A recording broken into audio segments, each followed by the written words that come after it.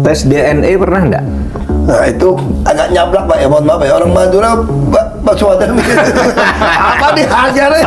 Saya mau jadi gubernur Jakarta. Pak Jokowi maunya di Miswan, bukan saya. Oh, jadi Anda tuh tidak diharapkan oleh Pak Jokowi? Kalian jadi pejabat tuh kerjanya apa sih? Tapi sampai saat ini kan masih amburadul nih pemberantasan korupsi. Iya. Karena udah terjadi di mana-mana. Saya pikir yang berkuasa ini terlalu sombong dan angkuh. Paling repot sama orang berkuasa. Udah salah ngeyel gitu. Itu kita pusing. Wah ini kan gawat gitu loh. Nggak apa-apa, kritik juga nggak apa-apa. Kritik boleh loh, kritik boleh loh. Ya, Nggak apa-apa. katanya kritik juga dianggap musuh susah gitu. Aku disclaimer dulu ya. Ya. Tapi kita ngomong-ngomong kalau ada pemerintah tangkap-tangkap yang salah, saya nggak bisa nuduh lah. Nanti Ya. saya diproses hukum.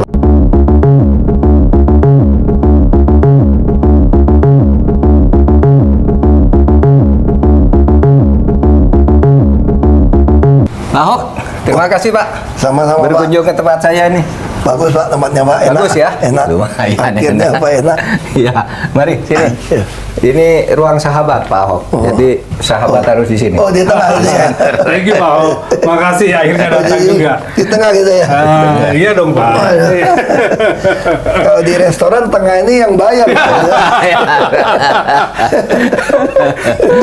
Baik ya, mulai. Ya, silakan, Pak. Pemirsa, kita ketemu lagi nih. Saya kedatangan tamu yang setiap acara ruang sahabat selalu ada yang minta undang dong Pak Ahok.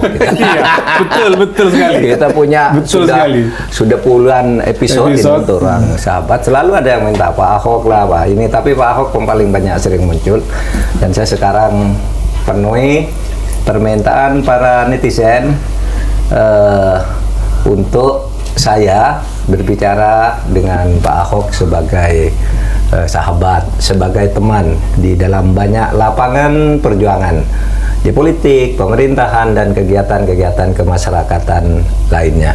Pak Ahok, terima kasih ya. Terima kasih. Oke, Ini sama-sama, Pak. forum Undang. yang ditunggu banyak orang nih. Tapi ini kita akan dipandu oleh Mas Rizal. Makasih Pak Ahok, makasih loh Pak sudah datang Ya, sama-sama. Saya mau bilang ke Terima kasih. netizen bahwa permintaan Anda sejak awal episode ini ada bahwa undang dong Pak Ahok, undang dong Pak Ahok, kan bersama sama Pak Ahok, akhirnya kita penuhi. Pak Ahok hadir, saya tahu kenapa Anda meminta, karena Anda ingin supaya di forum ini ketemu dua orang sama-sama tukang pukul di pemerintahan. Sama-sama pemberani, sama-sama orang bersih, dan karena itu Pak Ahok mengatakan, Mas Rizal, waktunya nih, bulan puasa begini kita undang Pak Ahok. Oke nih kalau gitu. Pak Ahok sibuk apa sekarang Pak? Apa aktivitas? Selain jadi saksi di persidangan. Oh iya ya, jadi saksi Iya Pak, Senin persidangan. kemarin kalau nggak salah. Aku ini sekarang jadi model iklan. Oh ya? Bener Pak. Model iklan apa tuh? Iklan baju, Oh, iklan gitu. produk. Oh fashion Pak? Oh, iya. Ya, Pak Ahok sekarang Jadi fashion kan? katanya Iya, mau di cari perusahaan. model yang umur 60 tahun itu yang masih pakai bajunya oke katanya gitu. Oh. Terus yang lucu. Oh, cocok kalau gitu. Iya, Iya, iya. ada lagi, ini lagi deal juga ada beberapa produk gitu ya. Nah, mereka juga bilang begini, menurut mereka kalau saya yang pakai orang nggak usah ditulis Ahok, orang udah tahu itu Udah tahu. siapa. Iya. Iya. Nah, jadi saya juga ada beberapa produk, mereka yakin kalau saya yang jualan pasti barang ini asli Pak. Oh. Karena sekarang kan banyak yang Banyak yang imitasi. Iya, iya. Nah obat, salep apa gitu. Nggak mungkin palsu lah kalau Pak Nah, Ahok. kalau saya kira-kira nggak gitu mungkin ya. palsu. Itu yang kedua ya memang kita jadi pembicara lah. Nah saya juga ikut jejaknya Pak Dahlan Iskan ini. Jadi tiap 2 bulan bawa orang coaching ke China. Ke China. Oh gitu. Jadi saya kenapa terima? Buat saya dibayarin, saya belajar. Makanya saya minta sama mereka, saya nggak mau ulang-ulang yang sama. Kalau ulang yang sama kan berarti kan saya tour guide dong. Nggak ada Ya, tambahan. ya, Nah, saya bukan Gitu. tour guide, saya bilang, tapi coaching udah lihat belajar bersama, kita semua murid, semua guru nih, kan pengusaha-pengusaha kan, belajar bersama, lalu kita diskusi waktu sarapan, makan siang atau makan malam atau di bus. By the way, yang tadi jadi bintang iklan itu, yang produk itu se-Indonesia yang punya putranya Pak Ahok atau yang lain? Oh bukan, ini Udah mulai. orang lain. Oh, Kayak yang pakaian lain. yang saya pakai ini kan baju Verdi ini. Oh, Ya, ini Bagus ya. saya Bagus bintang ya. iklannya dia Pak. Nanti kita kasih hadiah Pak Mahfud 1. Makasih. Kan bukan pejabat, nggak ada gratifikasi. Udah boleh Pak. Udah boleh dulu Nggak itu ada udah boleh. Sekarang udah gratifikasi. boleh. Wah, dulu Nggak- sensitif sekali. nggak ada sekarang boleh gratifikasi, baju, kan? boleh. Makasih. Itu enaknya kita Pak. Iya. Enaknya kita sekarang gitu. lama Pak Mahfud tidak ketemu dengan Pak Ahok ya. Kapan terakhir Pak? Waktu Pilpres sempat ini kan? Ya, Iya, terakhir masih di TKU ketemu kayak ya. kapan kemarin ya? Minggu lalu waktu ya. Nggak, Siapa setelah ya? selesai di TKU Umar kita ketemu. Iya, itu bahas. Oh di Teguh. Iya, sering ketemu diskusi, Iya, ada- Dewan Ada Mega, ya. kalau kan Ada kelompok Diskusi kecil hukum, gitu ya.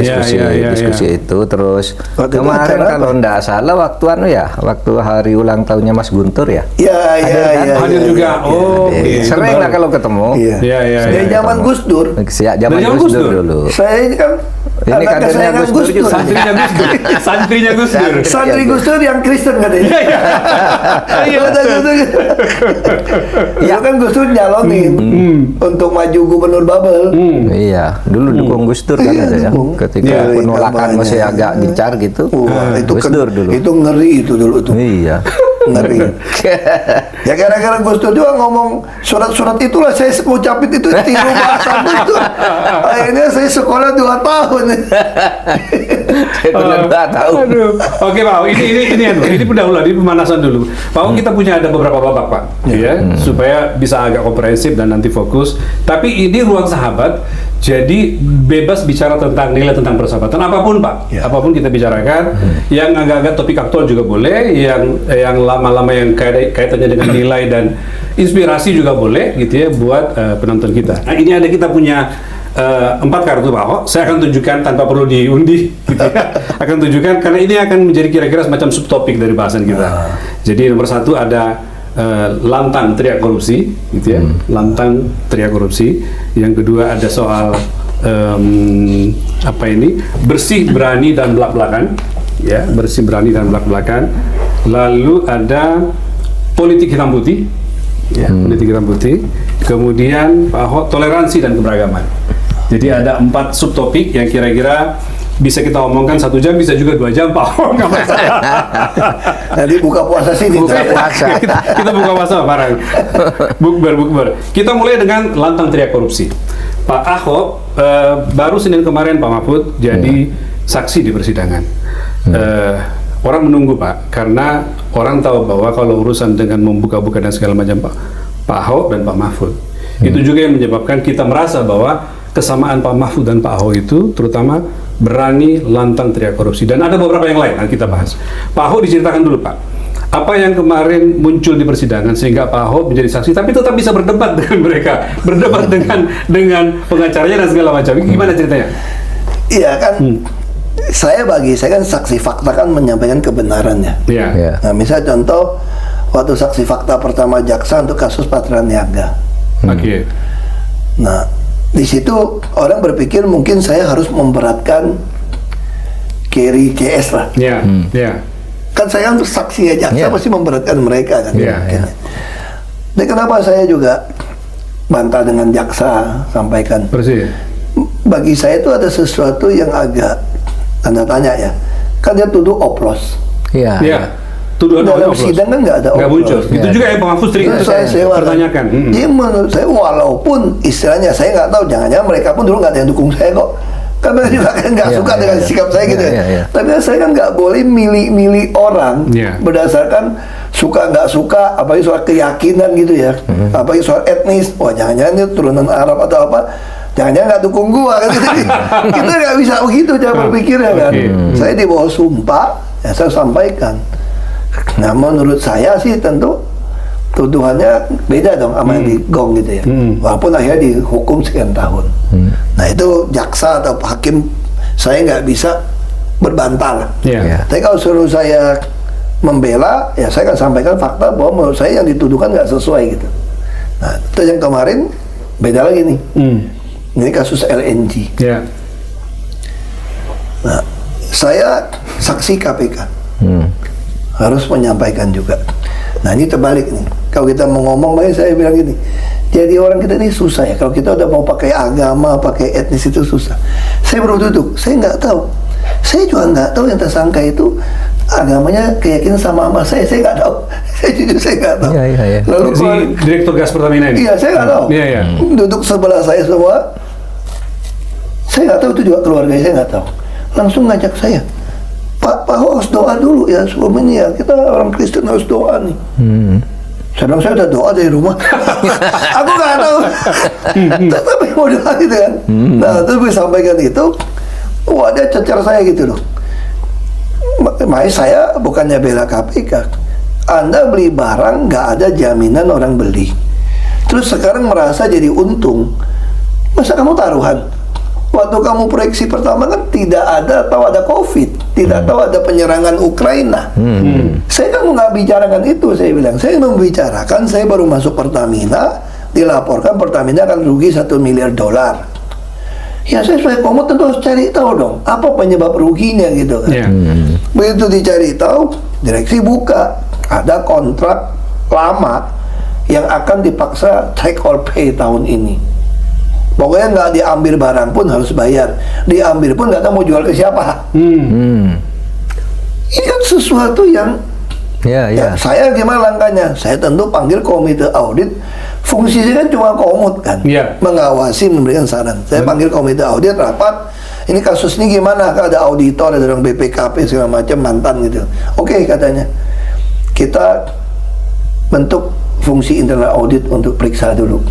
Fungsi internal audit orang dalam yang lama. Saya berpikir ini kasus sudah tahun-tahunan nih dari 2013. Kalau dia nggak ada temuan, mau ngomong gitu ya.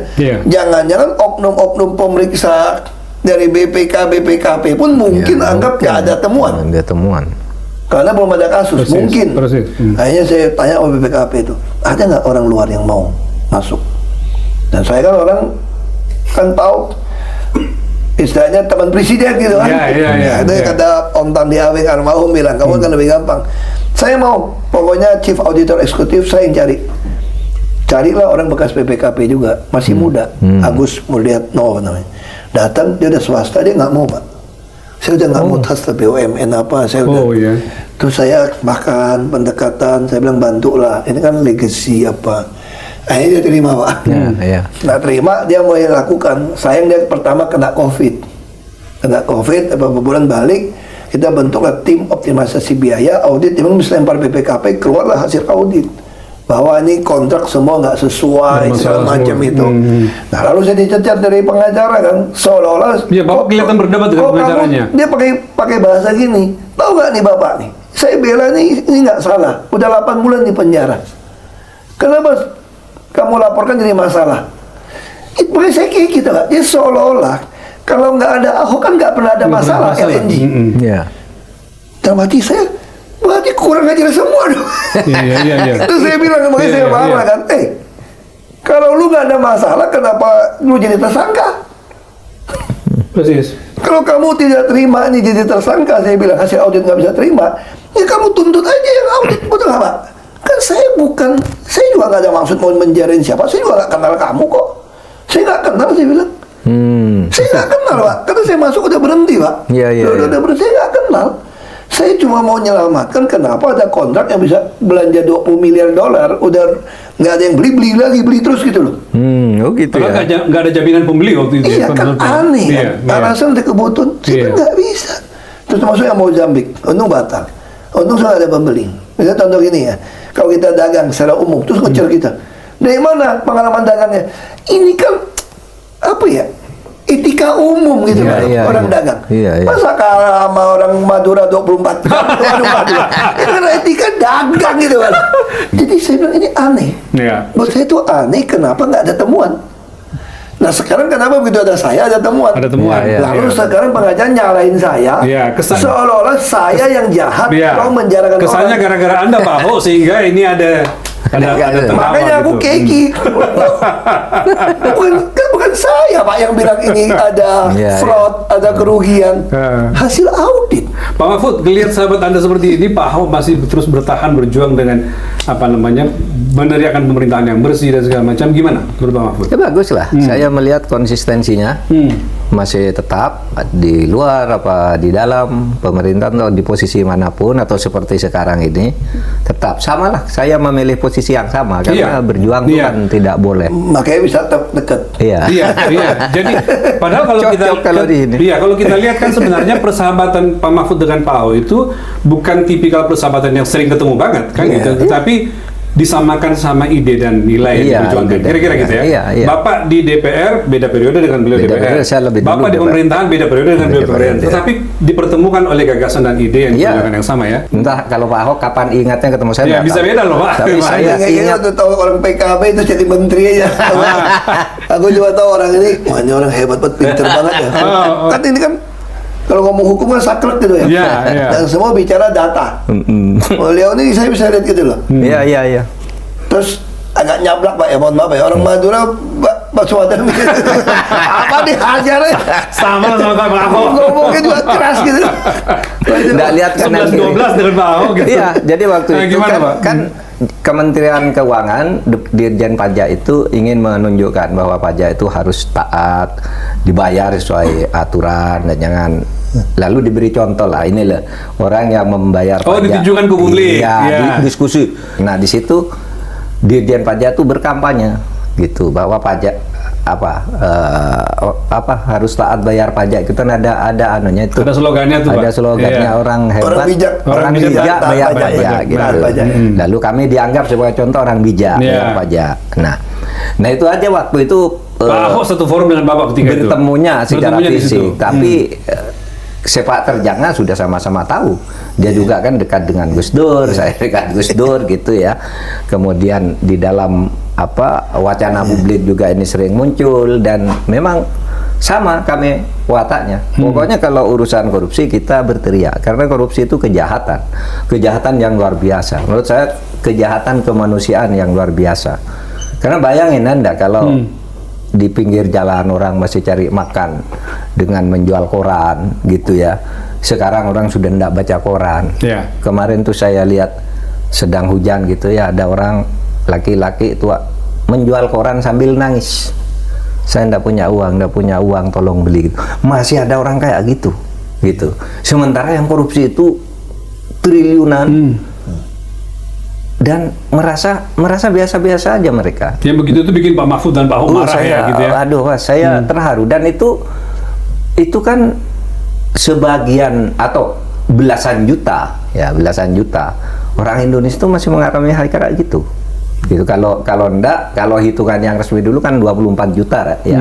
Orang yang miskin ekstrim kayak gitu yang tahun 2025. Itu pun menurut hitungan kita.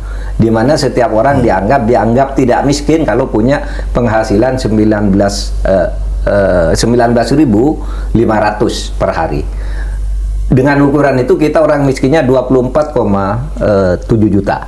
Ya, tapi kalau pakai ukuran Bank Dunia, orang miskin di tempat kita ini 172 juta. Karena ukurannya di sana yang dikatakan tidak miskin tuh penghasilannya 119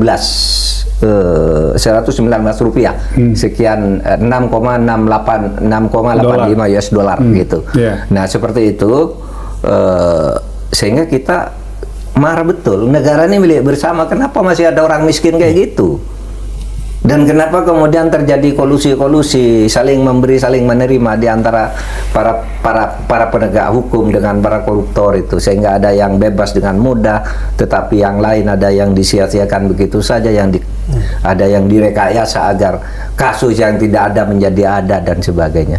Nah itu yang mungkin kesamaan saya dengan Pak Ahok, sangat sensitif kalau melihat yang kayak gitu. Pak Ahok, apa yang mendorong Anda untuk selalu berteriak tentang kalau penyelesaian korupsi? Ya, saya selalu percaya sama Pak Mahfud bilang kan, akar semua masalah Republik ini kalau Adalah satu korupsi. kata adalah korupsi. Oh, oke. Cuma itu sebetulnya. Itu ya akarnya. Nah, jadi kalau kita bilang cari satu kata ya cuma itu. Jadi kalau kita mau beresin bangsa ini sebetulnya harus dasar tuh nggak boleh ada korupsi. Saya kira negara yang maju, mau Singapura, mau China, mau negara Skandinavia ya, mau New Zealand, semua yang dilakukan itu. Kalau kita pikir logika aja ya, kita ambil contoh yang kadang-kadang kecil, Singapura, oke, New Zealand deh. New Zealand kan kota yang di pinggir, cuma lebih banyak dombanya daripada sapi gitu ya. Tapi kenapa investasi gitu banyak orang tanam duit? Karena mereka pemerintah itu betul-betul bersih loh, dan melayani. Makanya duit itu kan nggak kenal primordialisme. Iya. Jadi buat orang itu warna kulitnya itu sehingga duit ke sana nggak begitu ya? Kamu hukum jelas, kamu nggak malakin gua, terus kamu adil, saya taruh duit sama Anda. Dagang juga sama kan? Coba kita dagang buka warung, Sekali aja kamu nggak bayar yang konsinyasi barang ke kita, dia ngomong langsung barang tutup. Tapi kalau kita jujur, semua nitipin barang didagangin. Semua modal itu adalah nitipin barang kok. Nah sekarang kalau kita bicara apa yang Pak Mahfud dan Pak Ahok rasakan, Anda berdua kan cukup lama dalam pemerintahan ya. Pak Ahok ketika misalnya menjadi wagub dan lalu menjadi gubernur, seperti apa Anda melihat praktik penyalahgunaan dan korupsi itu Pak Ahok? Saya mulai di pemerintah itu di DPRD tingkat 2 Di Belitung? di Belitung. Oke. Jadi saya mulai melihat di mana praktiknya itu. Jadi waktu nyusun anggaran saja, oknum di Pemda sudah bermain dengan orang luar, termasuk sama konsultan. Jadi pernah kejadian waktu itu, nggak sengaja gitu ya. Saya kok diatur siapa yang mau menang tender gitu. Dan waktu itu kan mereka berpikir semua pejabat kan pasti sama dong. Iya. Mau masuk ke sini kan pakai duit kan. Iya. Terus mereka buka, saya dengar, saya kaget juga. Ini kan dia yang menyiapkan semua sampai ini bisa disusun. Loh, kalau gitu di pemerintah ada misalnya waktu penerimaan pegawai kan ada dibuat mau butuh insinyur, butuh apa, Ya, butuh ya. apa. Ya, Dan kebutuhan mereka lah. kan Ya. udah ada jurusan itu loh. Iya. Nah kenyataannya kenapa tiap kali pengadaan barang yang nyusun kok swasta? Aneh gitu loh. Padahal Ya, artinya ada kompetensi orang itu mestinya ada di dalam gitu ya. Iya dong, berarti kan Iya. ada kong kali kong kan. Ada kong Lalu kali. karena dia yang nyusun bantu kasih data, dia diusahakan menang. Ya dia yang tahu duluan, orang tender susah kan. Nah di situ saya waktu itu belum ada LKPP. Saya potong, anggaran saya potong, nah saya panggil pengusahanya. Pengalaman saya begitu. Tentu pengusaha nggak suka, tapi kita kan berkuasa. Jadi kalau pepatah kuno bapak saya bilang orang miskin susah lawan orang kaya, nggak menang. Iya. Orang kaya jangan tantang pejabat, bangkrut. Jadi itu bapak saya bilang. Jadi saya bilang sama pengusaha itu, kayak proyek itu kan, saya nggak mau markup, kalian untung 20% saya tutup mata, wajar. 20%, nggak perlu kasih ke saya. Terus pada kan namanya oligarki kan begitu kan. Terus semua kan ini langsung paham-paham. Iya, iya. Kalau kita nggak mau ikut tender mau apa? Saya langsung bisa baca otak pikiran mereka. Langsung saya bilang gini, lu jangan macam-macam sama saya juga pengusaha lo. Saya punya BUMD kan.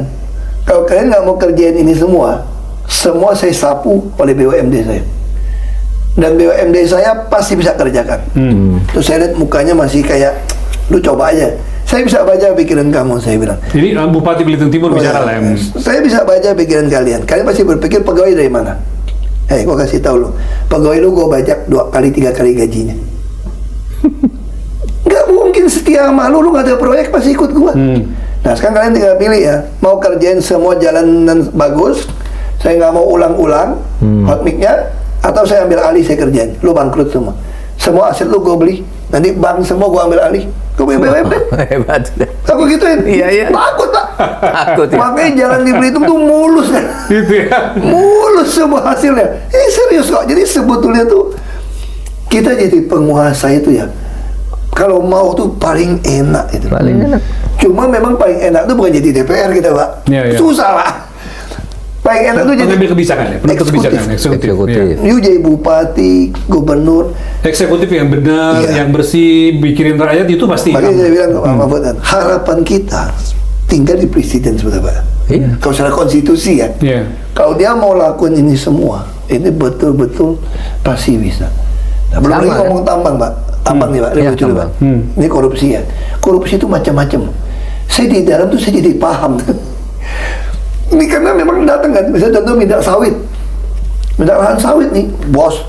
Biasa kan ada partner lokal. Bos dari Malaysia lah, dari mana datang. Langsung nawarin gini.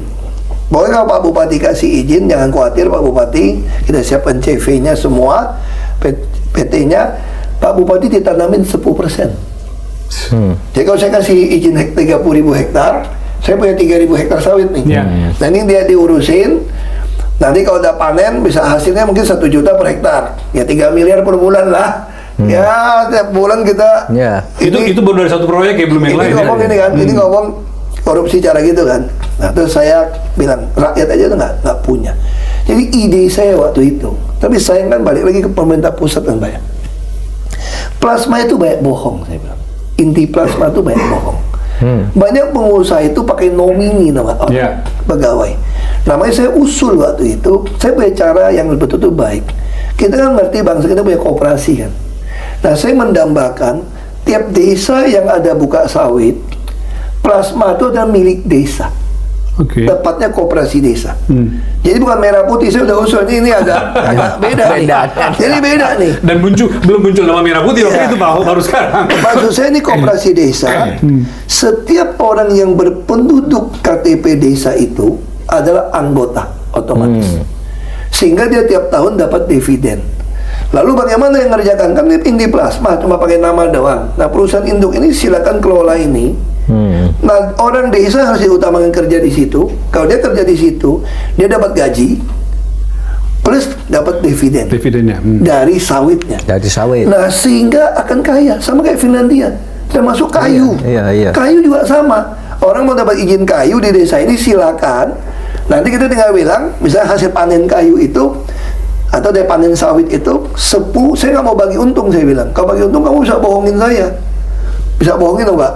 Sama kayak kita punya toko kan. Iya. Saya bilang orang kampung lebih pintar, ada toko pinjam dagang dapat revenue sharing kan. Iya. Nah, yang saya tawarkan itu, misalnya Anda panen sawit di desa saya, yang bagian saya gitu ya, bagian desa itu 10 ton.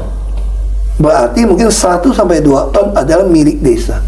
Yang kamu bisa beli dari orang desa, atau orang desa ini boleh jual sendiri. Sehingga tujuannya apa? Nanti desa-desa itu udah punya barang seperti ini, kalau dia ditekan harga, kita bisa patungan dengan BUMD atau dengan pinjam bank, bikin pabrik kelapa sawitnya. Karena tiap desa sudah punya, Masing-masing punya. Sudah punya. ada Iya. barang, Iya. bukan bagi duit loh. Iya, Saya iya. nggak mau bagi duit. Iya. Nah, sama juga kayak tambang, karena kayak kayu. Anda mau potong kayu, kan ada aturan kayu. Orang desa pasti ikut awasin, nggak mungkin curi. Karena dia tahu ini kalau dia bisa potong 5 pohon, 1, 2, 3.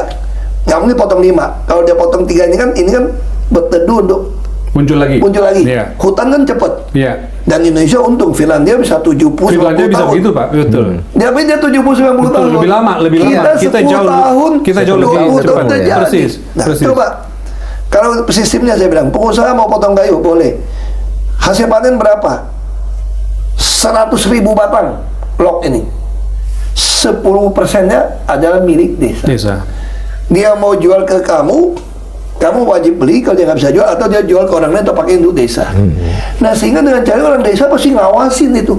Karena semua orang desa tahu ini. Menjadi milik bersama gitu ya. Milik bersama. Pak Iya, Mahfud, boleh. Pak Ahok ini lagi bicara tentang praktek di desa, di Nah, nasional sama Iya, ini. iya. Nah, maksud saya bicara tentang praktek yang bahkan di kabupaten sudah ditemukan, Pak, Ya. gitu ya. Ini artinya menggambarkan bahwa betapa besarnya praktik korupsi itu. Oh, iya. kan, sih. Ya. Pak Mahfud melihat bagaimana? Iya kan, saya katakan kalau di Indonesia ini semua lini itu korupsinya luar biasa. Oleh sebab itu, saya satu hal tadi yang menarik. Kata Pak Ahok, sebenarnya kalau kita di eksekutif, apalagi jadi presiden. Nah, ini penting ya. Apalagi jadi presiden, apapun bisa dilakukan di negeri ini. Presiden itu kekuasaan yang sangat besar.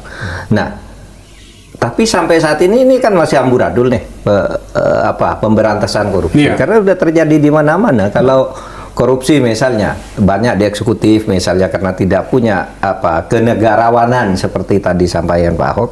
Sebenarnya di legislatif juga luar biasa karena di legislatif itu anggaran belum ada, korupsinya sudah ada. Begini, ini misalnya mau nyusun APBN, saya anggota DPR, Anda bupati, Anda gubernur atau siapa, itu bisa pesan mata anggaran kepada saya sebagai anggota DPR. Pesan mata anggaran. Iya, tolong dipasang ini.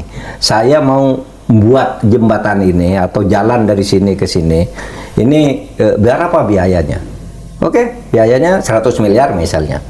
Nanti ini udah lama praktek ini. Anggota DPR itu bilang, oke, nanti saya masukkan ke dalam RAPBN. Uangnya belum saya masukkan. Tapi kamu bayar dulu 7%. Jadi 100 miliar itu. Bayar. Uangnya belum ada, anggaran belum ada, korupsinya sudah ada. Udah muncul di depan. Nanti ketika sudah jadi anggaran lagi, itu penunjukan rekanannya, macam-macam. Model korupsinya lain lagi tuh ya.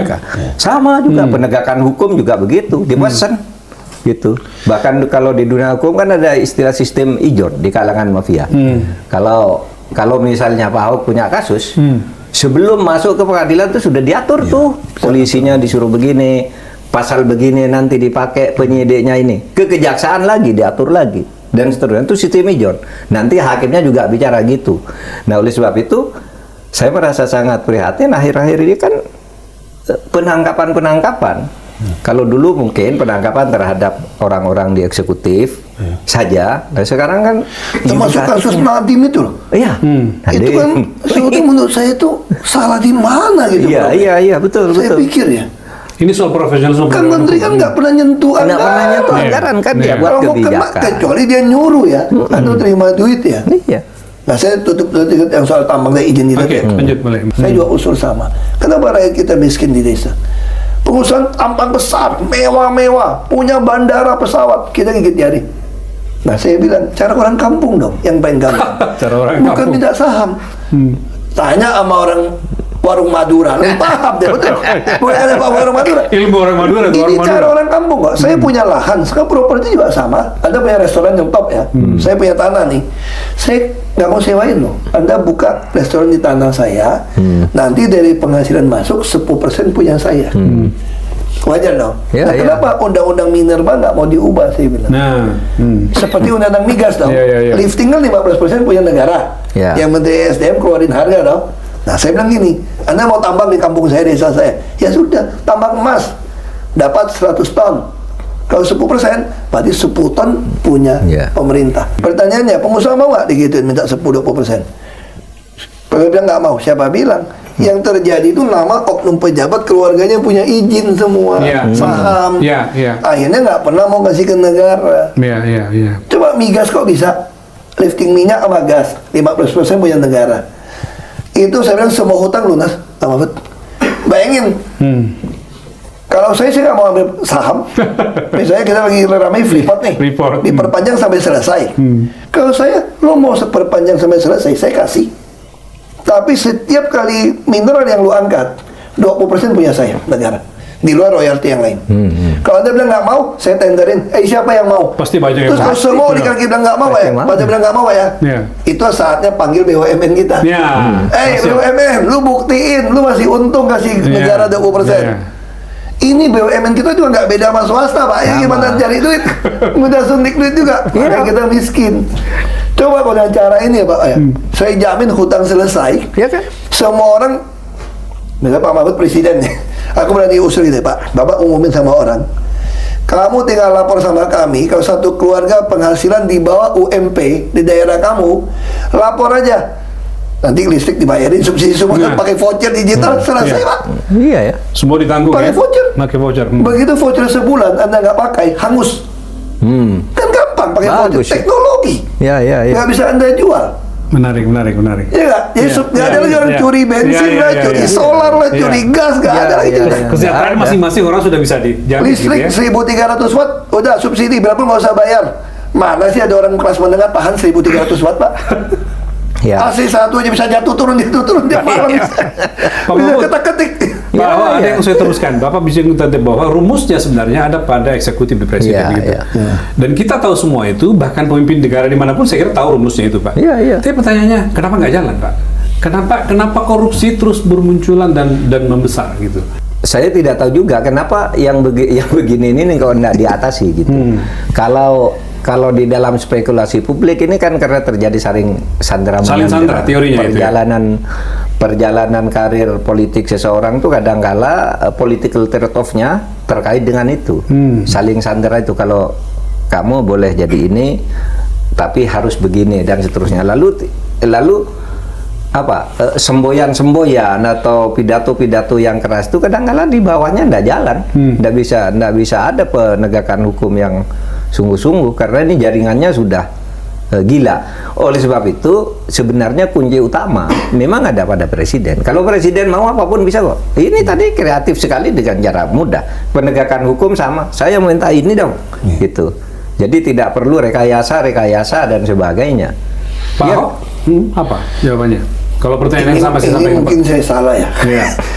Saya pikir yang berkuasa ini terlalu sombong dan angkuh. Dia berpikir rakyat itu mau apa lo? Lu semua kau bikin bodoh, bikin lu miskin. Makin bodoh, makin miskin, kau makin berkuasa. Dari mana Pak Ahok melihat itu? Karena kebijakan kok bodohin rakyat. Misalnya kayak kerombok gitu ya. Kalau saya tanya, mau bikin sekolah bagus, kasih makan bergizi, atau rakyat punya laptop yang bisa komunikasi kemana-mana. Kan dibohongin, makanya Pak Mahfud dulu kampanye sama Pak Ganjar, internet dong. Tiap sekolah ada sarjana dong. Masanya mereka juga pintar, dia survei Pak. Rakyat suka makanan. Itu jadi legitimasi. Itu artinya kan memang kita nih belum sampai tingkat sadarnya gitu. Ke situ ya. Padahal kan yang penting kan, bayangin ya, kau kerombok, bayangin gini ya. Saya bukan bela Nadiem ya. Saya ngomong fair gitu. Ini kerombok sengaja kenapa nggak boleh pada takut kerjain. Padahal tuh kelompok tuh bisa presiden mau perintah apapun ngomongin, semua bisa dapat data.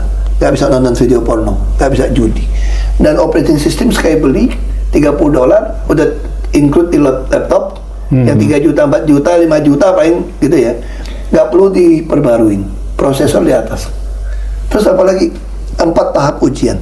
Ada guru negeri itu di Jawa Barat, di Bandung, Sidadan, dia punya 4 sertifikat. Sekolah negeri nih, sekolahnya setengah lagi perbaikan. Kemana anaknya? Karena dia ngerti pakai. Nggak cukup. Wah, kita cariin, bantuin. 1, 2, 3, 4 sertifikat. Anda bisa ngajar di dunia.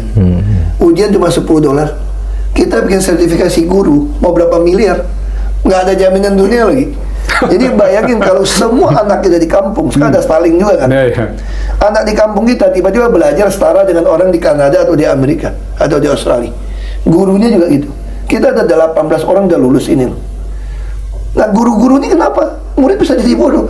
Karena banyak guru kita nggak lulus sertifikasi juga sebetulnya. Nah dengan dibacakan ya. Nah tapi kalau dengan cara itu mereka bisa belajar dari situ ya. Kita nggak usah takut AI, kan guru bisa interview, dia foto. Nah jadi saya pikir ini sengaja. Pak Ahok merasa itu saya merasa tanda kutip ya. Saya nggak bisa nuduh lah, nanti saya diproses hukum lagi. Saya udah cukup. Tapi menurut keyakinannya Pak Ahok kayak kira-kira gitu ya. Secara teoritis menurut keyakinan nggak saya berpikir gini tuh Kak. Kenapa rakyat nggak mau dibantu subsidi dalam bentuk orang? Kan BI punya data jelas. Kartu keluarga dulu kita ngabisin sampai berapa triliun bikin NIK. Harusnya pajak semua sudah bisa dengan NIK dong. Semua buka bank, rekening bank. Saya waktu di Jakarta dulu, saya bilang gini, mohon maaf ya, kalau nasibmu kurang baik, kurang beruntung, kamu wajib punya rekening bank. Tapi masa nasib gak baik, gak ada duit punya rekening bank? Saya bukain, makanya saya bilang sama BI, Pak, ada namanya itu tabunganku, Pak, hanya 50.000. Dulu buka rekening itu mesti 500.000 NPWP. Nah, waktu zaman saya Jakarta, saya minta cuma 50.000. Nah, kita buka tabungan itu, jadi orang yang gak punya duit, kita kirimin ke rekeningnya. Nah itu dia pakai beli daging, KJP di situ. Daging sapi dulu 150.000 lebih. Kita mau tekan 85.000 aja. Gimana caranya? Operasi pasar dicuri. Hukum pasar permintaan dan penawaran. Gimana caranya? Ada 900.000 anak-anak pemegang kartu Jakarta Pintar. Itu ada ATM Bank DKI. Boleh beli daging sapi hanya 45.000 sekilo, Pak. Saya top up. Satu anak 1 bulan. Nggak bisa beli sapi, beli ayam 9.000 seekor. Nggak bisa beli ayam, telur 8.000 seekor, sekilo. Saya top up. Langsung kebutuhan turun harga sapi. Nah saya gunakan BUMD beras Cipinang. Saya bilang sama pedagang beras, kalian sewa tempat kita ya. Kalian kan pedagang tuh mau stabil kan, bukan spekulan kalian. Nah kalau mau stabil, nggak ada mainin harga. Kita akan lead kalian. Langsung kita beri beras ke petani. Itu di Badan Pangan Pak Arief itu, Pak. Saya rekrut semua orang itu satu set bekas dari Hero Supermarket. Satu set direkrut, beresin food station Cipinang. Langsung Jakarta itu juara TPID, Pak, tim pengendalian inflasi daerah itu, Pak. Karena kita kontrol semua nih. Jadi orang miskin silakan lapor. Yang rumah-rumah juga dibagi. Orang miskin saya bilang nggak boleh kasih rumah. Dia nggak sanggup. Jadi itu inkubator aja. Kita lanjut Pak ya. Iya. Ini satu babak aja udah sekian jam kita diskusi. Banyak banget. karena ini pengalaman dia eksekutif. Luar biasa. Nanti kita bisa bicara khusus bahwa punya model bisnis pemerintah Pak. Itu menarik gitu Pak. Iya, Kita bisa iya, menarik itu. Ada banyak banget rumus yang bisa detail. Sekarang bersih, berani dan belak-belakan. Ini kan tadi contoh bersih, berani dan belak-belakan. Pak Mahfud, apa yang sebelum ke Aku disclaimer dulu ya. Ya. Tadi kita ngomong-ngomong kalau ada pemerintah tangkap Yang salah anunya. menjamin dirinya. Rizal deh. Yang salah Ada Pak Mahfud di sini Pak. Oh, Pak Mahfud dia masih nggak berani. Saya masih berani. Nanti aku Gitu yang ya? kena. Nanti tinggal saya yang kena lagi. Aman. Pak, apa yang membuat orang seperti Pak Mahfud dan Pak Ahok itu lahir keberanian, sifat belak-belakan, terbuka, ngambil resiko apa? Nanti saya ke Pak Ahok juga. Apa Pak? Saya nggak tahu juga ya, tetapi mungkin latar belakang keluarga, kemudian Masa kecil mungkin, lingkungan. masa kecil saya gitu. Memang pertama di sana orang-orang yang memang dididik untuk saling mengerti, saling merasa. Dan saya banyak melihat orang-orang miskin di desa-desa itu yang kemudian menimbulkan rasa empati ya, sampai saya besar gitu. Sehingga pikiran saya, kenapa ya negara yang begini kaya kok tidak dikelola dengan baik? Karena kalau dikelola dengan baik kan rakyat ini akan makmur lah, akan dapat bagian yang cukup banyak untuk tidak menderita. Sehingga apa yang sering dikatakan oleh Pak Prabowo itu, saya tidak rela kalau ada orang umur 70 tahun masih narik becak. Saya tidak rela orang masih cari makan di sampah-sampah, masih apa gitu. Nah, semestinya pemahaman seperti itu bisa di follow up di dalam ketata pemerintahan. Bisa di follow up ketata pemerintahan. Iya, agar yang gimana? seperti ini bisa selesai, gitu kan? Pengelolaan sumber daya ekonomi negara, terutama penegakan hukum, karena itu yang paling berpengaruh. Saya selalu mengatakan, kenapa kita ini secara ekonomi kayak begini? Ambruk sih enggak, tetapi tidak imbang kan? Tidak imbang. Gini rasionya terlalu jauh gitu. terlebar. Dan yang menikmati kekayaannya begitu besar tuh hanya sedikit orang gitu. Kenapa tidak diatur dengan sebaik-baiknya? Dan itu bisa sebenarnya kalau kita mau melaksanakan itu secara bersama-sama. Tegakkan hukum dengan sebaik-baiknya, karena selalu saya mengutip bahwa aset terbesar dari kemajuan suatu bangsa dalam berbagai bidang itu hanya hukum yang terbesar. Kekayaan alam yang begitu banyak ini hanya 23% aset bagi kemajuan. 44% itu adalah hukum. Anda sekaya apapun, kalau hukumnya tidak jalan, Anda akan ambruk. Suatu negara dimanapun hanya begitu. Nah, oleh sebab itu negara-negara yang tadi disebut oleh Pak Ahok seperti New Zealand dan sebagainya itu kan ketat tuh penegakan hukumnya. Saya juga pernah ke Taiwan gitu kan, ketat sekali anunya ya, ketertiban orang di jalan-jalan, di hotel-hotel gitu. Nah, di negara-negara yang indeks persepsi korupsinya bagus itu sebenarnya itu kan hukumnya bagus dan ekonominya lalu menjadi bagus juga. Nah, oleh sebab itu ya empati terhadap kehidupan masyarakat, karena saya merasa dulu saya berangkat dari orang yang melarat juga gitu. Merasakan situasi dan merasakan suasana situasi. itu, Kampung saya orang melarat, miskin semua, tapi kekompakan ya untuk saling memberi, saling membantu dan sebagainya, itu saling berempati lah, itu tumbuh dan itu dibawa terus sampai saya belajar ya apa sih gunanya ini semua gitu. Kalau tidak untuk mereka ini kan milik mereka juga. Jadi terdorong oleh itu ya. Terdorong oleh itu. Oleh suasana itu. Sehingga saya ya marah juga, seperti kemarahan Pak Prabowo. Kamu jangan main-main negara ini, akan ku kejar kau sampai kemanapun. Kemarahan saya sama seperti itu, karena tumbuh dari lingkungan di mana masyarakat yang tertindas itu banyak sekali. Dan sesudah saya belajar hukum, belajar politik, sosiologi, di sini nih kuncinya.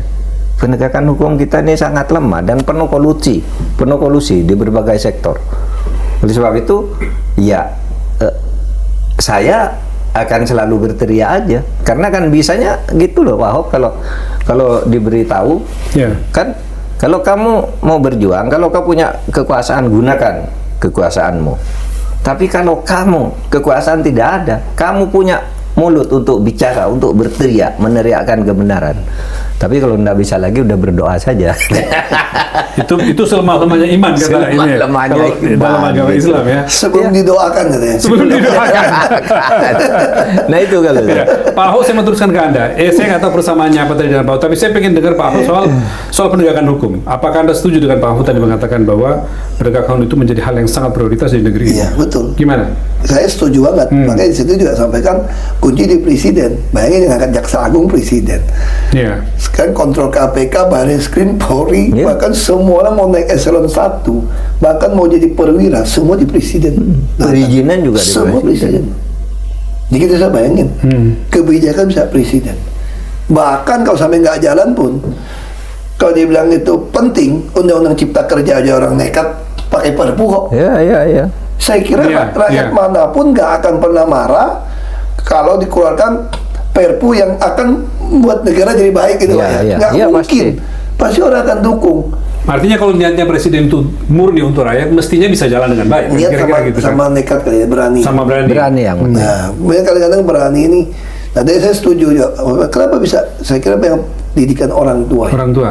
Orang tua, ya kita beruntung lah punya orang tua. Kalau saya memang dari kecil lahir udah pakai sepatu enak gitu Pak. Iya. Kita memang- Iya, tidak kita- bisa tidak masuk kategori yang Tidak seperti Pak masuk Mahfud kategori, kalau dari iya. sisi masa Tapi kecilnya saya Ahok. beruntung di Belitung orang miskin tuh butuh pertolongan pasti datang ke rumah bapak Ah, saya. Oke, jadi ada interaksi. Jadi ya, tahu Pak. juga kan, Kan berarti. tempat saya 93% kan Melayu Muslim ya. Melayu Muslim. Jadi bapak saya itu sering bantu. Makanya bapak saya bilang, kita tuh nggak bisa bantu orang miskin gitu banyak. Ini bukan tugas kita, tugas pemerintah. Makanya bapak saya sudah bilang, saya sekolahkan kamu harusnya tuh jadi pejabat untuk bisa Kesempatan besar menguasai membantu. Membantu Buat orang. kamu nggak bisa.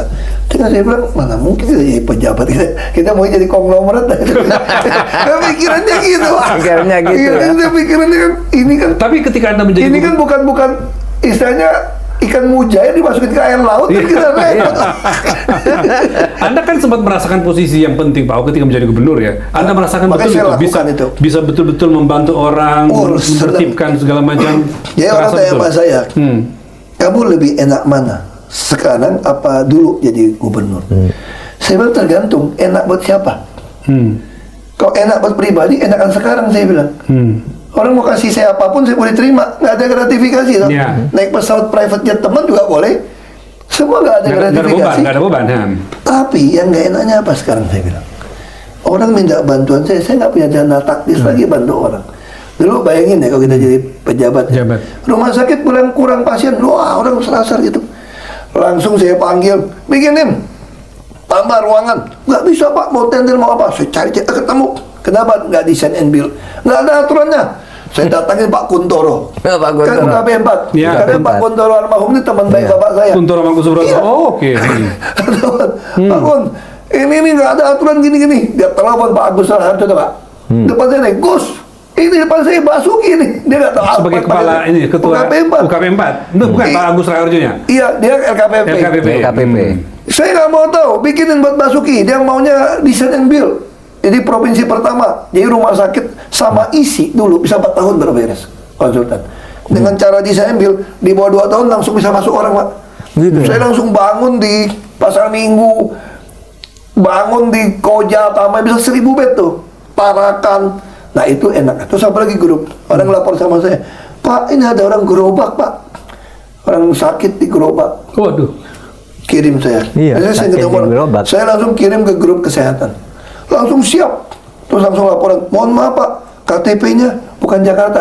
Gua nggak mau tahu KTP Jakarta aja, kurang ajar. Ini orang bantu pokoknya. Wah langsung bantu. Terus nggak ketolong meninggal. Meninggal gimana nih Pak? Lu punya ambulan, lu punya mobil jenazah, kenapa nggak antar pulang ke Jawa? Nggak usah bayar. Ah, itu enaknya. Iya, bisa membantu orang. Bisa langsung membantu ada ya. Terus kuasa saya untuk punya membantu orang. bantuan itu ya. Saya tiap bulan itu uang operasional saya itu bisa habis 1 miliar lebih itu habis untuk tebus ijazah. Jadi banyak orang susah, udah lulus nggak bawa ijazah asli, utang 3-4 juta. Lalu dia mau kerja mau ngelamar susah. Itu lapor ke saya bayarin. Nah yang gawatnya saya masuk ke tahanan, orang minta juga terus. Serius ya Pak. Waktu ditahan. Kan orang taunya saya kan. Sampai hari ini Pak, Bapak kalau periksa HP saya Pak, pasti ada yang minta bantuan Pak. Jadi sampai sekarang saya masih ada pegawai yang akan pergi ngecek bener nggak. Begitu tadi ada yang ngadu lagi, nggak bisa bayar kos. Waduh. Janda dia kerja mengangkut Gojek, motor nggak cukup, motor rusak, dicek betul, nggak bisa bayar. Ngadunya ke mantan gubernur lah ya. Tuh saya kadang-kadang saya protes tau nggak? Kalian di pejabat tuh kerjanya apa sih? Kenapa nggak kasih satu nomor supaya DPD jangan cuma ngurus konstituen gitu loh? Ya, Iya. ya. Nah terus kalau di Jakarta ada IMA kan, ya sekarang untuk Jakarta kalau ada ijazah nyangkut saya udah nggak pernah keluar duit. Saya suruh anggarkan, kan kita tahu dong, berarti bayar kayak gini kita anggarkan. Dulu kursi roda kita bantu, jadi jadi pejabat kalau untuk nolong orang itu betul-betul enak. Bukan duit kita. Iya. Saya pernah dikatain dari Dan itu kenikmatan Pak Ahoy sudah membantu sekian banyak saya orang. pernah untung 140.000 US dollar pabriknya sebulan gitu ya. Caman itu senangnya kalah dengan senang bisa nolong orang. Nolong Iya. orang. Misalnya kita ketemu orang butuh bantuan, suruh bantuin langsung. Yang secara Mau pribadi, rumah susun. secara pribadi Anda nggak dapat apa-apa dari situ ya. Makanya saya bilang senangnya itu mengalahkan waktu kita untung 140.000 US Iya, dollar. iya. Itu yang saya bilang. Ada senangnya yang Iya. nggak bisa kita betul-betul senang gitu loh. Makanya itu ada nenek-nenek itu saudara ngomong gini, lu miskin lu Hok jadi pejabat, nggak mau korupsi gaji kecil. Terus aku bilang, aku pasti lebih kaya. Nah yang mana lu lebih kaya? Nggak mau korupsi. Karena gua bantu orang miskin nggak pakai duit gua lagi. Dan bukan cuma nggak pakai duit gua bilang, saya kemana-mana dibayarin.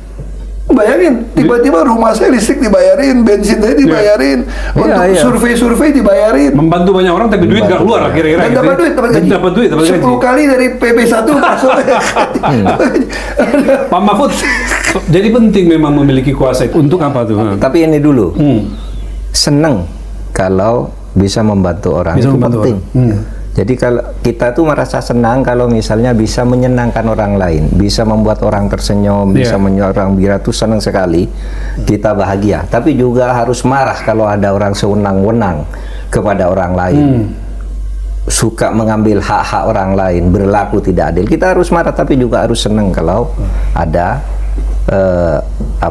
Orang yang tertolong. ada peluang kita membantu Membantu orang. orang. Dalam situasi apa? Bisa uang, bisa kasus, bisa apa. Kalau orang yang tertindas itu harus kita bela. Nah itulah sebenarnya tugas kemanusiaan kita. Keadilan dan keberadaban itu di situ sebenarnya. Kalau kita merdeka itu untuk apa? Agar kita bisa membangun peri keadilan dan keadaban, ya.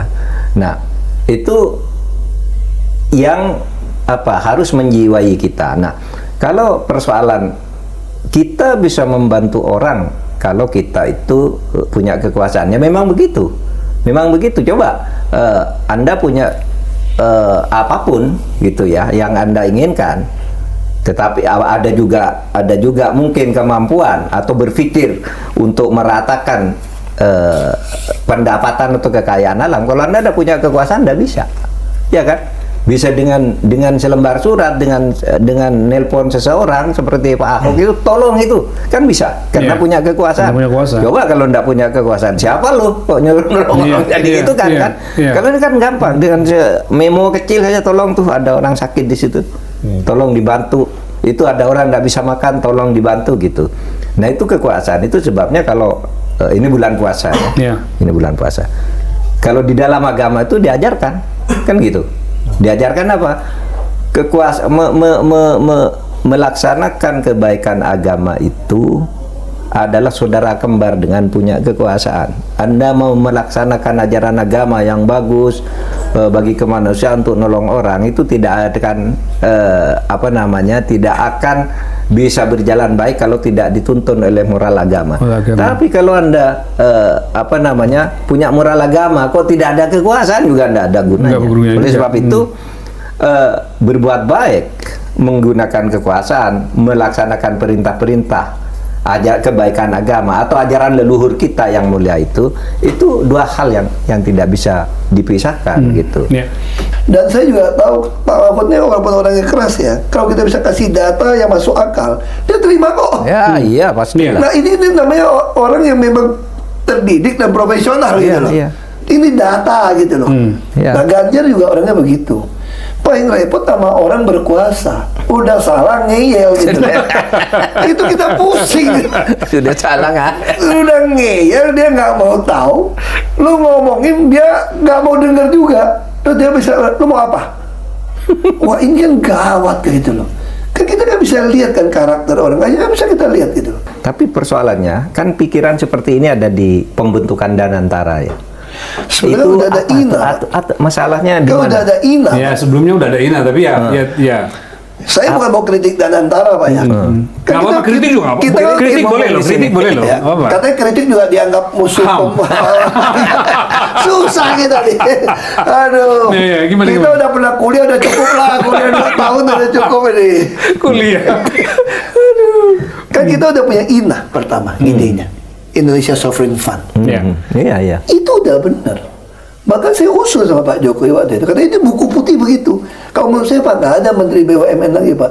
Bubarin Pak. Buat saya negara ini nggak perlu ada BUMN juga. Saya berkuasa kok. Misalnya contoh kayak Freeport.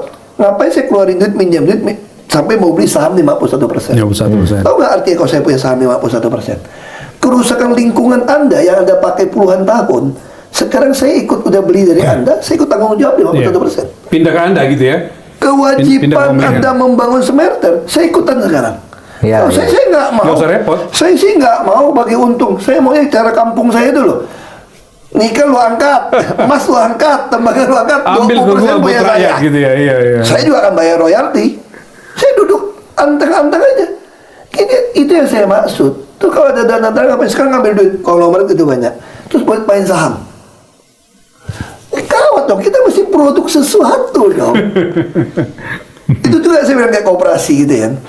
Kan kalau mau beneran, kenapa nggak mau semua yang disita, sawit-sawit tambang yang disita semua orang kerjain, berlaku hukum tadi tuh. Ini punya koperasi desa. Setiap penduduk adalah anggota koperasi, dapat dividen.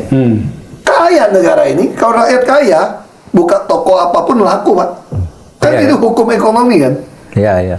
Nah jadi ya itu faktanya begitulah. Iya, Menurut iya. saya Danantara itu buktinya apa? Bukan saya yang ngomong lah. Kalau Danantara berhasil bagus kendalikan ini semua, rating kita, peringkat kita turun nggak?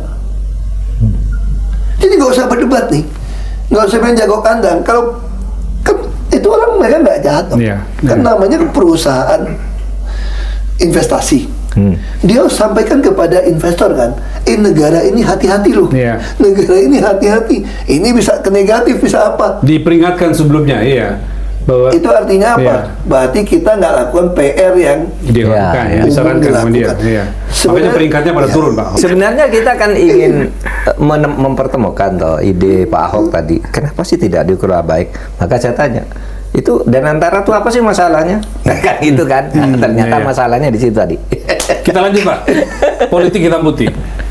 Dua orang ini dianggap oleh banyak orang bahwa tidak pas jadi masuk partai politik di mana kepentingan dan segala macam itu dikompromikan. Gimana Pak Mahfud menghadapi itu sebelum saya ke Pak Ahok lagi?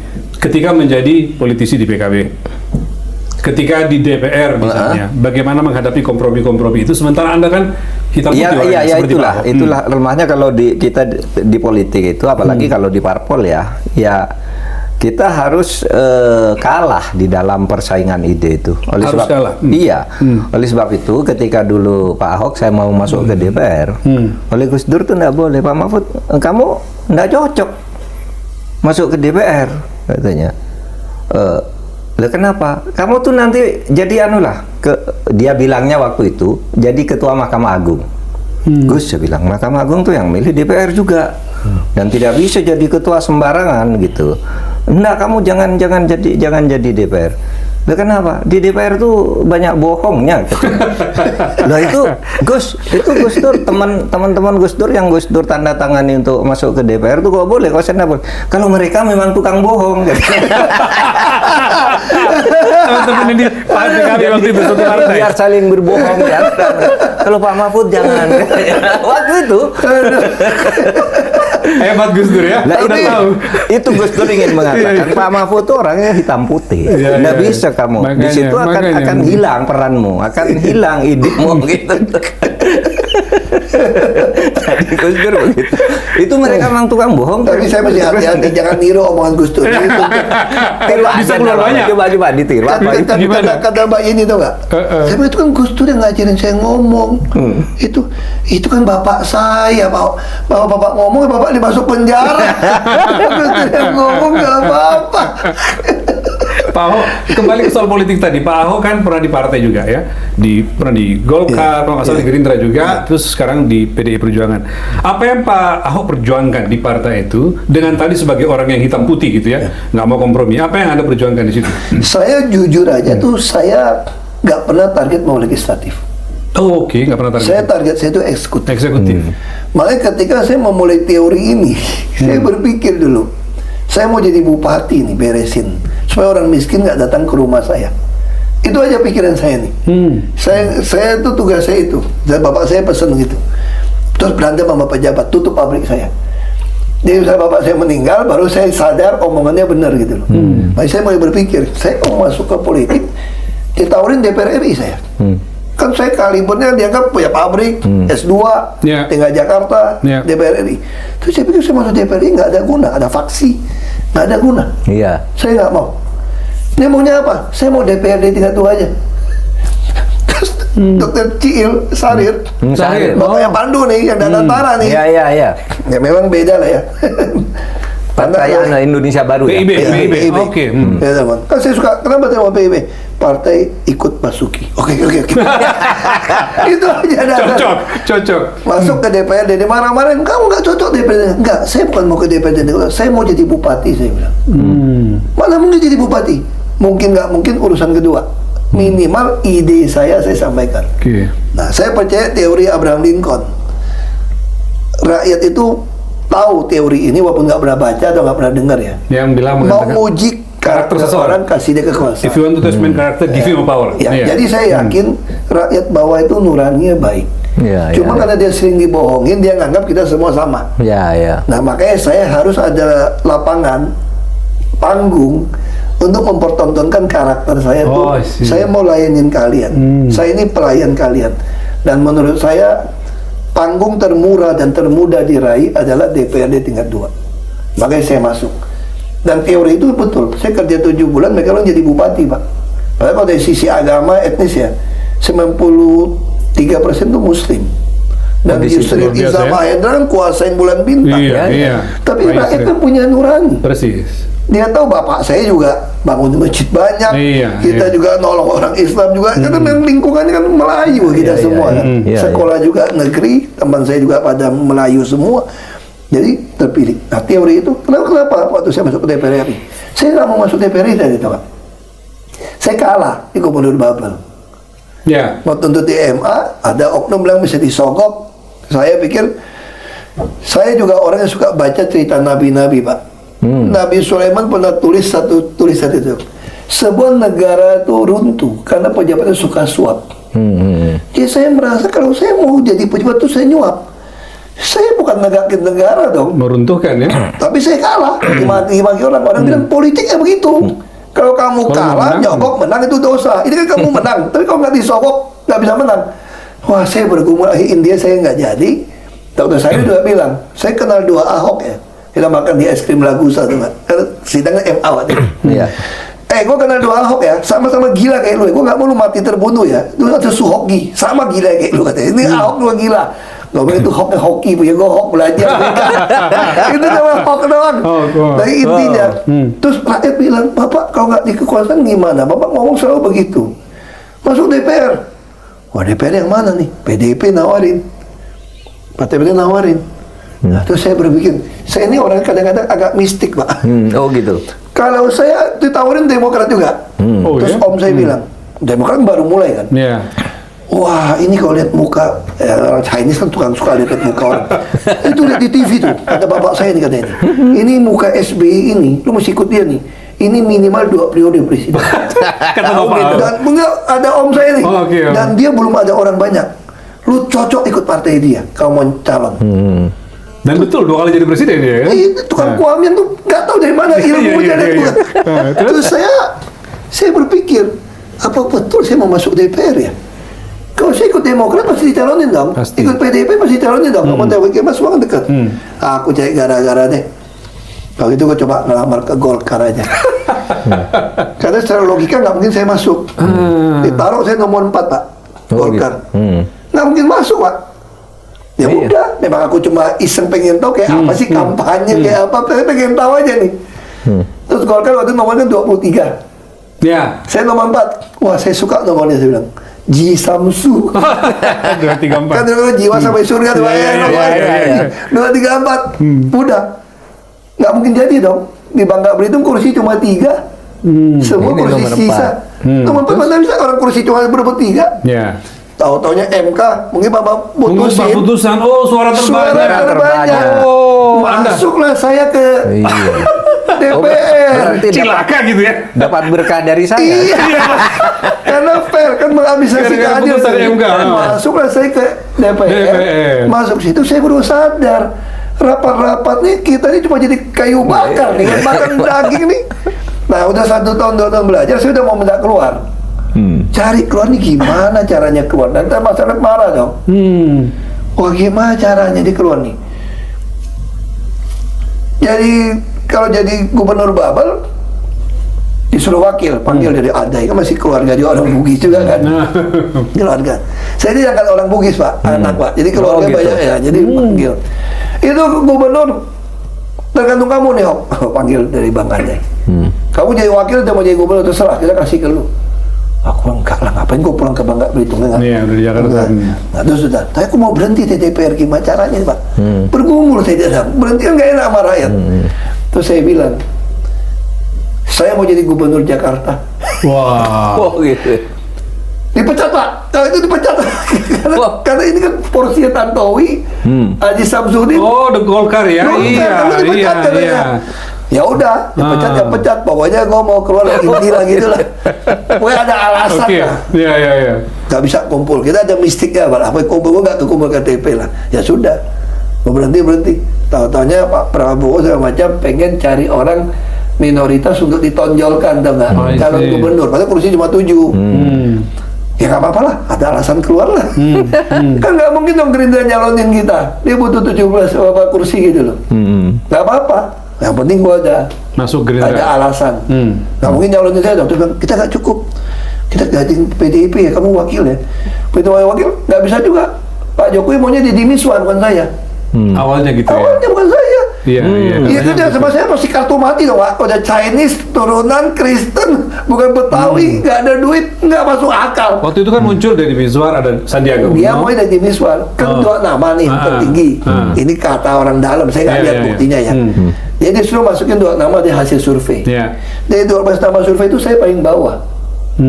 Tiap kali mau dibuang 3 atau 2, Pak Jokowi minta saya naikin. Tetap masukin sampai Ahok. Hasan Nasbi ngomong, hebat amat sih ini orang, hebatnya apa dia naikin? Menurut saya ya, mungkin ini keyakinan saya nih, Pak Jokowi juga nggak mau Sandiaga Uno. Padahal Makanya oke. ketika tinggal 2 nama kan mesti masukin ke Bu Iya, Mega nih. Bu Mega. Pak Jokowi minta ganti Sandiaga Uno, isu ganti nama saya yang dari nomor 12 naik-naik terus. Oke. Supaya apa? Karena Pak Jokowi tahu, katanya ini buat kegiatan saya nih, dia tahu Ibu Megawati nggak mungkin setuju Deddy Miswar. Kalau Deddy Miswar dan Sandiaga Uno dimasukin, pasti Ibu akan pilih Sandiaga Uno. Sandi. Jadi kalau masukin Ahok, lo kartu mati lo.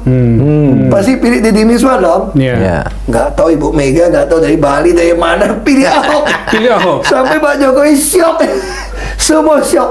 Oh, jadi Anda tuh tidak diharapkan oleh Pak Jokowi? Termasuk Cahyokumolo marah-marah. Pak Ahok itu Iya, tidak iya. Nggak diharapkan. diharapkan dia. Oh, Ya oke. kan, saya makanya dulu kampanye nggak ada 2 foto kan. Karena dianggap kalau saya kampanye untuk orang kelompok Islam, saya nggak laku. I see. Baik kampanye mana saya nggak bisa datang. Yang ke TTR itu nggak pernah 2 foto. Saya cuma datang ke tempat kalangan yang minoritas. Di restoran melulu, makan melulu, gemuk saya. Itu ceritanya, gemuk saya makan terus. Oh gitu. Jadi kita harus percaya semua tuh takdir yang ngatur. Takdir, Takdir. iya. Kalau nggak ada cerita tuh. Nggak ada cerita. Waktu tanding pun nggak ada yang mau dukung kita kan. Terus menang putaran pertama. Putaran kedua saya pikir pasti kalah. Ya nggak apa-apalah, minimal kita udah pernah berdebat, udah sampaikan ide-ide, ya kan? Ya sudah, tahu terpilih. Tahu-tahu menang ya, luar biasa ya. Saya berpikir, ya udah saya kerja baik-baik bantu Pak Jokowi lah, so, nolong rakyat banyak gitu kan, jadi model gitu ya. Nah mungkin 5 tahun akan datang dia mungkin juga nggak mau ngajak saya lagi gitu. Saya juga nggak pernah berpikir dia mau jadi presiden kan. Waktu itu Kan ya. selalu ngomong, enggak lah, siapa yang selalu ngomong enggak. Kan gitu lah, kita nih. Positif thinking lah gitu ya. Kita pikir, iya dong. Terus logika gimana mau jadi presiden gitu kan? Bukan jenderal, bukan siapa gitu, kita berpikirnya ya. Iya. Ya kita kan mesti realistis gitu loh. Nah saya jadi wagub pun saya udah senang, ya udah saya kerja dalam lah kerja. Tahu dia jadi presiden. Saya dipanggil tuh dari Gerindra, dimarah-marahin, makanya saya berhenti. Karena dianggap saya mendukung Pak Jokowi presiden supaya jadi gubernur. Oh begitu, makanya berhenti. Terus suruh saya kampanye untuk ngatain yang benar dengan Pak Jokowi gitu loh. Oh, Itu gitu. udah awal Pak. Yang Seakan-akan itu Sekda Solo kan udah ngomong, nggak kuat dong, nggak ngomong lebih kuat dong. Tapi saya waktu itu kan merasa Pak Jokowi ini sekali dong orang rakyat jelata jadi presiden, mungkin kan kata Bapak lebih empati Pak. Iya. Kan logika kita gitu dong Pak. Iya. Kan Bapak pernah rasakan susah. Kalau saya kan terus terang saya nggak pernah rasakan susah Pak. Iya. Kita dari kecil makan enak terus Pak. Iya. Naik mobil terus, sepatu, baju bagus terus. Persis. Nah kan jadi saya cuma berpikir gitu, mungkin mesti dukung. Ya itulah. Atau saya sampai sekolah ke Mako ya sudah. Tapi saya nggak pernah nyesalin. Saya kalau ditanya diputar waktu, kalau bisa putar kamu mau nggak? Nggak, saya tetap pilih masuk, saya bilang. Karena dengan masuk itu saya belajar banyak. Belajar mendengarkan saya. Saya tahu, oh ini salah. Oh ini nggak perlu diucapin punya. Oh ini nggak perlu kita komentar. Jadi kita belajar. Ya kita jadi ngerti. Haus jadi ngerti. Kan kalau di dalam pengen sesuatu nggak dapat tuh sakit sesek. Karena dikurung sesek. Jadi kita belajar Menahan diri. terima yang ada. Nah, kalau dulu undang saya nggak bisa ngobrol kayak gitu deh. Saya nggak bisa lepas gitu. Karena saya orangnya loncat. Jadi buat besok lusa punya urusan saya udah mikirin. Jadi saya nggak pernah nikmatin hari ini sebenarnya. Sekarang udah lebih. Wah, sekarang saya nggak mau tuh. Besok urusan besok ada susah sendiri, ngapain pusing? Iya. Ya udah. Kayak hari ini kan, oh ini habis ini nggak ada acara lagi gitu. Mau aja ngobrol, ya biarin aja udah. Saya diajak nyanyi Pak hari ini Pak. Teman-teman kan. Saya jadi ada ilmu baru Pak. Jadi pembicara cuma dibayar 50 sampai 100 juta Pak. Jadi penyanyi dibayar ratusan juta Pak. Jadi saya lagi belajar nyanyi aja gitu ya. Enggak, saya belajar nyanyi di tahanan. Oh gitu. Saya nggak bisa nyanyi deh, panggil polisi. Saya dengar ada band sekarang ya. Ya, jadi band teman penjara. Nah kan. Jadi temennya ngajak, cuma dia di Gandaria Jakarta Selatan. Saya bilang, wih, tadi saya berpikir Pak Mahfud kan pasti di selatan. Saya nggak berpikir di Keramat gitu loh. Wah, kalau dari sini sampai sana, Jauh banget. dia bilang sampai 30. Saya nggak bisa. Saya ada hobi baru juga nih Pak, main golf. Wah. Besok pagi mau main golf pagi-pagi Hebat. sambil meeting bisnis Pak. Jadi teman bisnis saya sekarang rata-rata main golf Pak. Oh gitu. Iya. Jadi kita main golf, ngundang meeting kan panjang Meeting. ya, 5 jam ya. Kita juga ngenalin karakter orang. Iya. Jadi kita tahu oh kayak gini. Ini bisa kerjasama, ini nggak bisa. Ini ada tukang yang mau menang, curang, kan kita bisa lihat. Dia langsung ketahuan karakter orang. Ada yang maki-maki, marah-marah. Nah kalau orang yang main golf sama saya, mereka bilang kesimpulan gini. Orang Korea, Jepang, ada China juga. Mereka mesti bilang, kalau orang bilang Ahok tukang marah, emosional. Salah kalian. Saya udah main, saya tuh orangnya masuk, nggak pernah teriak. Jelek juga nggak pernah teriak Pak. Saya cuma marah karena ada perlu Pak. Makanya waktu saya terima orang Jakarta gitu banyak. Satu marah-marah saya kesel. Begitu ketemu yang nggak marah, saya udah baik lagi kok. Saya bukan orang yang Itu marahnya. masuk TV tiap hari tuh marah-marahnya tuh. yang Masuk TV. TV kan mereka framing ya, dibikin ambil yang marah. Dramanya biar dapat. Kalau orang marah kan lost control gitu. Kalau saya nggak, saya memang sengaja marah. Saya kesel. Saya marah, tapi habis itu saya berhenti. Saya langsung pindah, nggak marah. Iya. Jadi saya main golf tuh orang tahu saya nggak berapa marah. Termasuk Gitu ya? Teddy waktu baru belajar kan dia bilang, kita takut tuh bawa bapak lo. Kenapa? Kan bapak kan tukang marah-marah. Terus bisa ada dia yang bilang, enggak, saya dari pertama lihat bapak main, saya udah tahu bapak bukan orang marah. Kalau pemarah itu beda, pukul bola jelek itu bisa marah, bisa maki-maki, keluar bahasa macam-macam. Saya tuh nggak pernah, Pak. Saya mainnya santai aja. Makanya saya suka kayak penguasaan diri, Oke. Kita lanjut, Pak. Terakhir nih, Pak Mahfud, kita lanjut ya. Ya. Terakhir nih. Ini Belum terakhir, buka kok, sebentar toleransi dan belum buka. keberagaman. Iya, sambil menunggu buka, apa namanya, ngabuburit. Ngabuburit dong ya. Ngabuburit. Pak Mahfud, kita dengar cerita banyak dari sahabat Anda, dari Pak Ahok ini. Lalu kemudian ada juga dalam episode Pak Ahok, karena beliau kan dianggap sebagai minoritas. Yang tadi beliau bilang, minoritasnya 2 kali. Iya. Katanya 3 kali, kalau Pak Mahfud 1 kali. Anti korupsi aneh kan, 1 kali. Kan kata Gus Dur kan berarti Bapak minoritas dong Pak. Kan semua kan Iya, itu katanya. bohong. Kata Gus Dur gitu. Nah, kalau bicara soal praktik toleransi dan keberagaman, dengan kasus-kasus yang dihadapi Pak Ahok misalnya, seberapa Pak Ahok melihat sebagai sebuah apakah itu bagian dari proses peningkatan kualitas toleransi atau keberagaman kita yang juga concernnya Pak Mahfud selama ini gitu? Gimana Pak? Saya ini tadi ya dari cerita Pak Ahok dari kartu sebelumnya itu ada hal yang menarik. Satu, Pak Ahok itu penuh perhitungan dan penuh keyakinan juga untuk melangkah, makanya selalu berhasil. Tapi ada satu hal tadi, dia sangat percaya bahwa semuanya itu ditentukan oleh Tuhan, takdir Tuhan. Tetap kembali kepada takdir Tuhan. Itu kan modal yang paling bagus tuh bagi cara orang beragama. Menurut saya agama apapun itu kan urusan Tuhan ya. Saya berpikir Tuhan itu tidak mungkin jahat. Dia yang menciptakan alam semesta, menciptakan manusia, masa dia mau jahat kepada hambanya. Oleh sebab itu bagi saya kemudian toleransi beragama itu menjadi penting ya. Sejak kecil Pak Ahok tadi kan di sana ada orang tuanya membangun masjid, Muslim Melayu biasa bergaul sama Pak. Hubungan sosial jalan dan segala macam ya. Saya di Madura juga begitu. Di Madura itu sangat fanatik. Orang sekarang ini ada orang menyebut itu salah satu daerah fanatik seperti di Aceh. Tetapi di Madura itu gereja banyak loh. Gereja banyak. Iya, banyak. Saya belum pernah ke Madura loh. Oh, belum ya? Perlu kapan-kapan. Baru jembatan nyampe ke ujung dong Pak. Bangkalan terus balik lagi. Baru gitu. Nggak terus ke Pamekasan, Enggak, perlu itu tuh. dah. Oke. Kapan-kapan lah ke sana ya. Ya. Pura dan sebagainya di sana banyak. Jadi praktik keberagaman itu berlangsung dengan baik. Keberagaman ya orang tidak pernah bertengkar karena agama di situ. Tetapi orang beragamanya dengan baik gitu ya. Tetapi misalnya orang mendiskreditkan karena agamanya beda. Itu waktu saya kecil ya. Tapi agak-agak saya besar tuh muncul sedikit-sedikit warna gerakan yang disebut radikalisme itu sudah mulai muncul di mana fanatisme berlebihan ada juga mulai muncul. Waktu saya kecil tuh enggak ada. Kita diajari hidup itu sama makhluk Tuhan. Oleh sebab itu ya biarin aja. Saya sering juga main ke gereja, ya main ke candi dulu namanya di sana tempat beribadahnya orang-orang Hindu, Buddha apa itu. Ada tempatnya sendiri. Kita main dengan anak-anak bersama mereka. Dan kalau Lebaran mereka itu yang beragama juga ikut main. Kalau hari apa gitu Natal gitu kita juga ikut ke situ gitu. Nggak apa-apa tuh. Indah sekali ya. Indah sekali Ya, waktu kita kecil gitu ya. Kita gitu. Iya, gimana Pak Ahok? Gimana? Iya, kalau mau Lebaran takbiran nih malam. Iya. Udah nganterin tetangga ketupat, Iya kan? sayur. Kita tuh makan, terus kita Imlek orang datang juga tahu. Iya. Jadi sembahyang rebut kan bapak saya ketua kelenteng kan. Iya. Jadi saya baru kaget itu setelah sampai Jakarta sekolah baru mulai itu. Baru mulai. Tahun 80-an tuh baru terasa tuh. Iya. Dia kalau mau jadi OSIS jadi apa?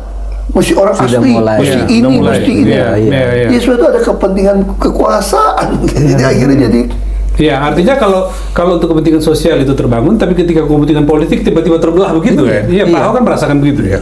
Betul. Iya, Pak. Sejak tahun 80-an ya itu. Dulu Iya, waktu sekitar kita 80-an ya, waktu kita saya kecil mulai indah sekali. sekolah. Lalu ini bukan orang asli, wah ini orang asing, ini bukan orang Islam, ini bukan agama ini. Terus itu sejak untuk apa ya yang kayak gini bilang negara begini Apa yang besar. dalam bayangan Pak Ahok kira-kira yang kalau dalam konteks itu kan misalnya kita lihat Gus Dur ya yang selama ini memperjuangkan itu ya, Pak Ahok melihat seperti apa nilai-nilai apa yang dari Gus Dur itu yang mesti terus dikembangkan supaya itu tadi Ya kan nilai kemanusiaan ya. Ya. kemanusiaan ya. Terus satu lagi apa? Kenapa kita sama?